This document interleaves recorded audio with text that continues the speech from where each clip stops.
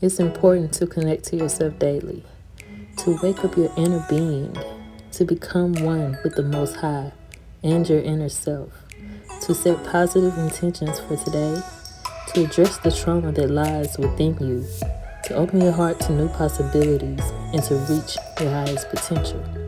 Every day is a journey, so it's important to start from the positive and intentional place. Love and light. Peace and love, family. Peace and love. I hope that I am finding you all in an amazing place today. I am in an amazing place today. I set my intentions to be there every day. So I hope that I am inspiring you to set the intentions every day to pour love and pour peace and pour all the joy into your spirit today. And I hope that you're listening to your body, listening to your mind, and listening to your spirit to get to that place. Okay? It starts with you. I need you to know that it starts with you. Welcome to my page, Journey of a Butterfly. I am your coach, Keela. And I am popping up this week to just have our usual butterfly journals. Today we will be talking about breaking the cycle. Now, I don't have a list of things that I would like to say or touch on. I think I am just going to shoot it from the hip per usual. Okay, so before I get started, an update about me. I am almost 9 months pregnant. So I may be talking kind of slow. I'm usually a fast talker, but at this stage of my pregnancy, your girl gets a little bit winded. So I'm going to do my best to kind of slow it down. If you hear me breathing a little different, just know it is baby. Okay? Um all is going well right now. Um we took family photos this past weekend, and so I will be sharing those onto my social media handles.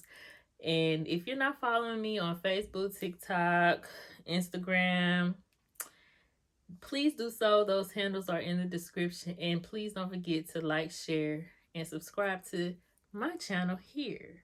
I would love to have you. And if everything resonates, make sure that you comment and tell me what resonates with you. All right? Okay, so breaking the cycle. And I think that it's best that I go about this using my story, my path on when I began breaking the cycle in my life. And I hope to inspire you and inspire maybe someone that you know to do the same for themselves. It is groundbreaking. But I broke my cycle when I decided to confront my sexual abuse.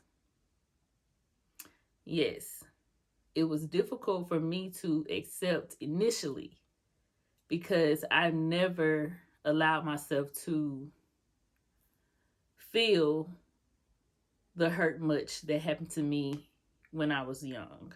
Okay, so me breaking that cycle meant that I had to be honest with myself on, first of all, how I felt. I had to allow myself to feel because I pushed that abuse so far and so deep within me that I've never allowed it to come surface, and I've never even knew what it would feel like to actually feel. I honestly thought feeling that type of pain would kill me. So I thought it was best to stay put. I thought the pain was best to stay put. So first I had to be honest with myself. Okay? Yes, I had to be honest with myself. I had to first go over within myself what actually happened. It was terrifying at first. It made me sick because I was doing something that I never seen done before. And I had a therapist who guided me through this difficult time. And, just for a side note, I was going to therapy since 2016 during my second deployment. It was my second deployment. And with my experience in therapists, I really encourage you to be honest with your therapist, okay? It's to benefit you, not your therapist. And I never brought up my abuse because I never consider myself a Me Too person. I never consider myself, that's how far I was removed from my situation. So I highly suggest that things of this nature and this traumatizing, look into some type of help, therapist, to get you through this, okay? And if you can find one that you trust and you connect with and that you vibe with, please be honest, okay? Be honest. But anyway, back to it. I had to really confront myself, and it was layers to breaking this huge cycle, because this was my first big thing that happened to me, and things after that just piled on top of that trauma abuse there. So the first thing that I really believed that I was afraid of was addressing the little girl in me that happened to. I was afraid to confront that little me because at that time I didn't feel like I protected her by handling it then, or, whatever the case is. So I felt like I wronged myself way back then. So I had to first go to a place to where I forgave myself. And I use meditation a lot. And I journal a lot. And so I would write my younger self a letter. Or when I meditate, I will visualize talking to my younger self and loving and nurturing my younger self and apologizing for any wrongdoings that I felt like I may have done, because that's just one thing, okay? So I had to first overcome the fear of that little girl who that happened to, you know? And so I did that by nurturing myself, nurturing my womb area, nurturing, just pouring all kind of self-love over me during this time, because you have to show yourself some grace. And so that was just one thing. And so I did the inner child healing with myself during that time. And then I had to address me in real time, because this me was now angry. This me had been holding on to this pain for so long. And, when you think about yourself and you think about yourself in fights or arguments, every time I would try to think about allowing the feelings of how I really felt to come up, I would feel like a rager. I would feel this rager like boiling over. And so I would stop. I would never let myself get past a certain point. But past a certain point, you must have faith. Past a certain point, you must trust God to see you through. And I can compare that to the arguments that I've had, any kind of disagreement I may have had or been in, fight, whatever. I would never let myself get past a certain point, because past a certain point, I terrified myself. But that's what burying your pain and burying your anger do. It creates a monster within you. And then you're using that person to go out and be amongst people and be amongst everyday life. And you're hurting. You're angry. And so once I really just got myself to just this place, and this was a process. Healing is a process. I had to say, I'm with it however it turns out. I'm in the four corners of my home. I will be okay. So I allow myself to feel. I allow myself to break. I allow myself to just be in pieces.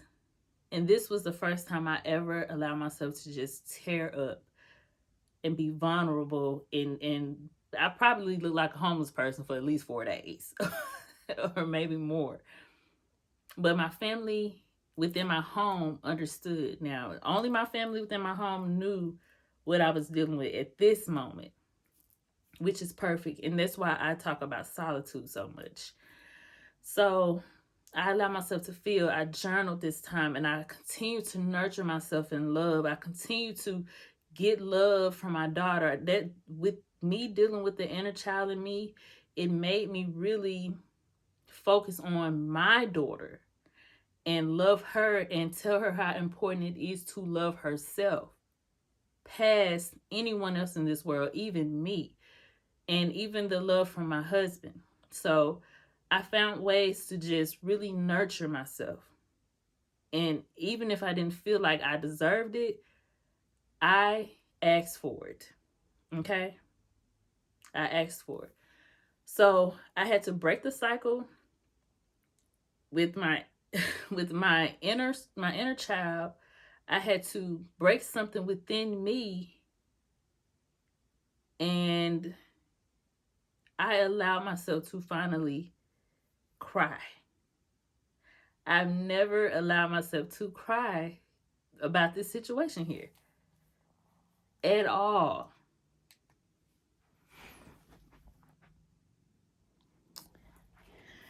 Okay, just making sure we're still on. I've never allowed myself to cry. And so I went through that. And when I tell you the way God shows up when you trust in the process, I didn't I didn't lash out. I didn't throw anything. I didn't go beat anybody up. I didn't call and curse anybody out. I felt something lift off of me. Something lifted off of me. And so that was the moment where I was like, the light bulb went off. And I said, oh, okay, God, this is what you want me to do. This is how we heal. This is how we heal. And I said, okay. But I wasn't done yet. I was not done yet. And God was definitely not through with me yet. So I've dealt with myself during this time. Now I have to bring this up to my family. And now it would be conversations I may have had with my mom here and there, but I was not comfortable talking about it then. That was me still pushing it down. Now I'm trying to heal and deal with this. So I had to have uncomfortable conversations with my family. That would include my mother, my father, my sister, even, my grandmother. I had to speak truth, my truth, and how things may have been perceived, from my angle. And my experience was something nobody knew about. Okay? So, at that time. So, having those uncomfortable conversations with them was me breaking the cycle.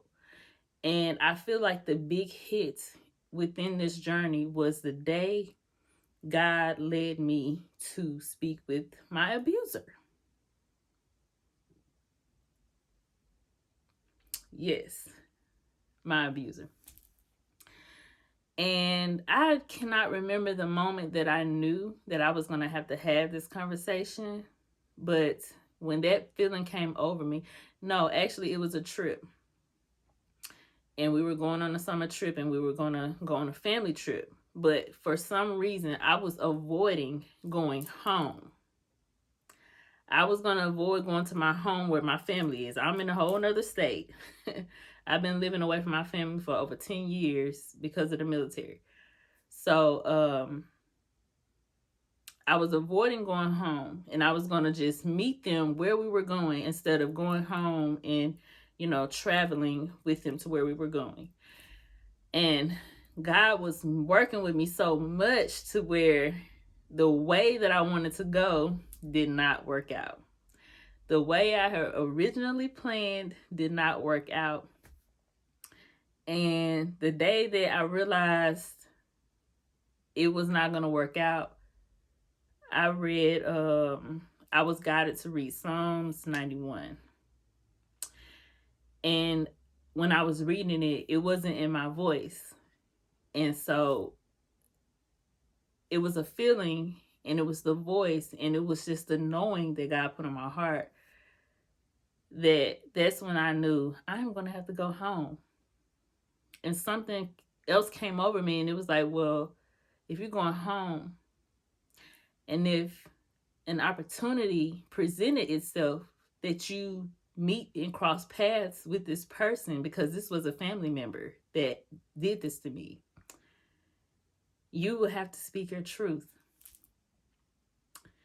And from that day forward, I prepared myself to speak with this person. Every prayer, every meditation, any person who was of faith that I ran into, I would say, just, pray for me. And I just, during my own prayer and meditation, I I affirmed so many things and poured so many things over me so that I would be protected, I would be loved, and I would be brave enough to do this, because it is a lot to think about when you're going to approach someone about something that they've done to you, and you don't know what you're going to get, right?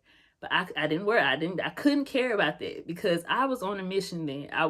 And for some reason, I wasn't afraid, but I just was wondering how God was going to do this for me.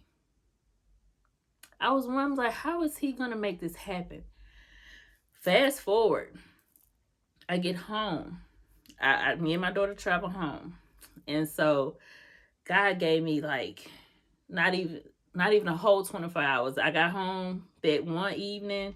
That next afternoon, I was just in and out, messing with the kids, playing around, and my abuser called to the house. And just so happened, I went into the house, as he was on the phone. And when they said Keela such and such said, hey, and I was like, hey, and the next thing you know, the phone was being passed to me. It was just like God was just doing this. And I was just, thinking in my head, oh gosh, this is the moment. This is the moment. So I got on the phone, and I, was trying to get to a place to where we could be talking alone. So it was a, hey, how you doing? What you been up to type of thing. And then I found myself on the front lawn. And I had the conversation. Now, this is where a lot of people may, fall short at. I had already forgiven him before this conversation. I had already forgiven him for this conversation. So I stepped out on faith. And so when I initiated this conversation, it was confusing for him at first, but I had to keep going. And it was like, once we both understood what I was saying, God took the rest. God took my words, and I received what I needed to receive. Now, another thing is, when you're confronting something, your expectations for the other person needs to be at a minimum, okay? It needs to be at a minimum, because your healing is for you. And I got off the phone, and I remember feeling so empowered, but it was like I couldn't even give myself that pat on the back, because it was so unreal. I couldn't even give myself the hand clap, because I couldn't still believe it. It didn't fall on me what had just happened. So after the conversation, I told my mom and my grandmother, how it went. And so that was a moment where later that night, I think I was laying in bed, and it came on me like, you did this. You did something a lot of people aren't able to do at this moment. But if I can inspire you to, you don't have to confront your abuser right now. I want you to just confront yourself. Start with you. I broke that cycle. That was the first cycle that I broke. And there may be many after that. But that was me breaking the cycle. That was me speaking my truth. That was me loving and nurturing myself. That was me not having a concern for whoever had may felt a way for me speaking my truth. Even with this video, it's my truth. And hopefully you can speak your truth. Hopefully you can break your cycle. It does not have to be sexual abuse. It can be physical abuse. It can be the abandonment that you went through. It can be the infidelity. That's another story. But you have to speak your truth. And you don't have to broadcast your truth. God got certain people set aside to do those things. But he wants you to confront you. Confront you with him. Okay? Break your cycle. And ever since then, life has been abundant for me. My inner peace is abundant. My love is abundant. My spirituality is abundant. Because that's how me and God first connected. That's when I really understood who God was for me in my life. And that's when I understood what the mission is. It is to heal. It is to get that monster out of you. It is to minimize that monster within you. It is to replace the anger with love.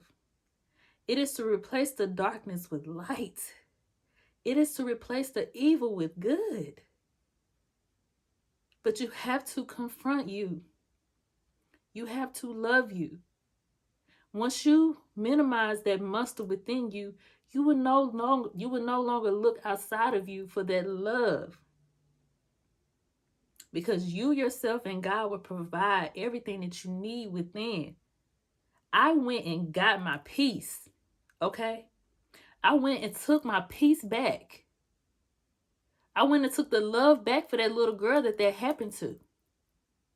I did that for her. To make a better life for me right now in the present moment.